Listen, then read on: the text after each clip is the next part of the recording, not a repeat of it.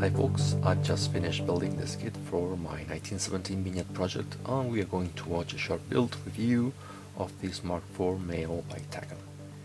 It's been a tough one to build and due to the present worldwide lockdown I've had a bit of extra time on the bench. I hope all of you are in good health. Okay, let's start by first impressions. Here you have the build kit. Once you finish, it does good look, but it has required a lot of corrective work, and above all, links have been exhaustingly time consuming. So, as a whole, I wouldn't say I've had a good time building it. In fact, sometimes it's been a pain. But hey, in the end you have a nice Mark IV. I guess the objective of this hobby is having a good time while building. But with my first Takom kit, I wouldn't say mission accomplished on that regard. What is it? Is it bad engineering? Are there quality issues? Well, in fact it's a fine kit. Plastic is crisp and detailed.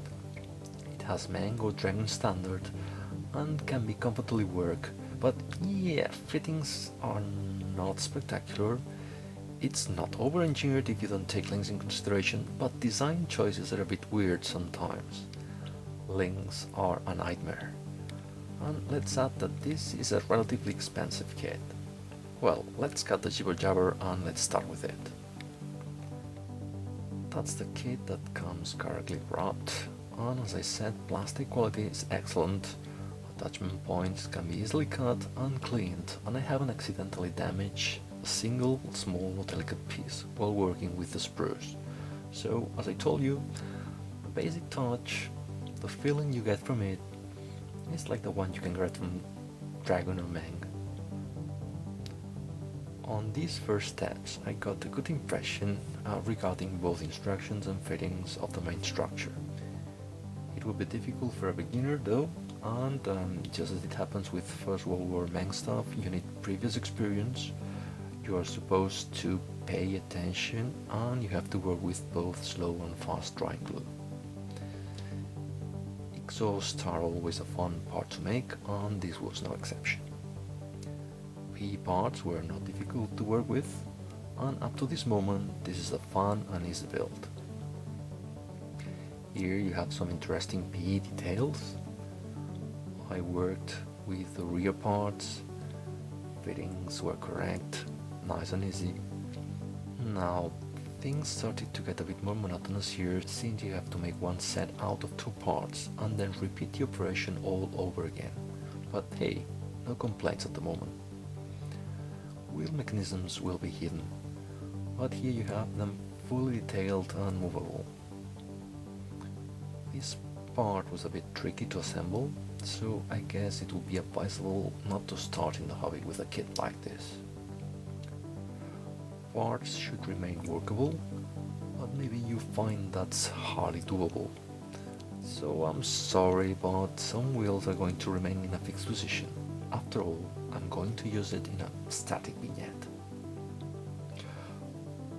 Okay, that's how it looks. No issues whatsoever on looking good, until you have to deal with tracks. Each track needs to be completed with 4 tiny parts. Each track comes with a sprue double connection. That's not too bad, but yeah, this is bad, at least for me. You have to do 92 plus 92, that's 184 individual links, gluing tiny little parts like this. Trouble is, you are never going to get a perfect alignment. They are workable, but due to the defective alignments, you will never obtain a perfect straight line. You're going to spend time which actually won't feel rewarding in the end. To obtain minimal working results, you need previous experience and cheat your way with drying times and post-link adaptations. Yeah, it's workable but too delicate. They get easily unlinked if you sneeze or fart a bit too loud. Finishing it was a nightmare. And making 2 sets is almost unthinkable. I guess I finished because I had to complete out of pride. You know, I glue leaf by leaf when I'm making trees. Well, this is far worse, and the main reason for that is that It's so frustrating because after all tedious work you cannot possibly get straight links, because there are 4 pieces per link with very millimetrical erroneous angles which are going to add up the unavoidable handmade minimal variations along 92 links. This over-engineered design can really piss you off. Main links for First World War armor are more simplified, and you really don't need to go through this ordeal. This is the model almost completed. Now it needs the gun parts. This part was a bit frustrating as well. Details are good and relatively easy to build, but why would they design the gun shield with these huge seams on both sides when you know they are going to be highly exposed? You have to work with it, polishing the ugly seams, and at putty. It doesn't look bad, but probably it's not the best design.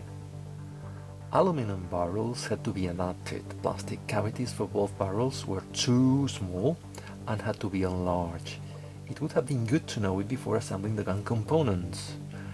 This is a hobby killer kit for a beginner and a mojo drainer for a more experienced modeler. Now, I found seams everywhere.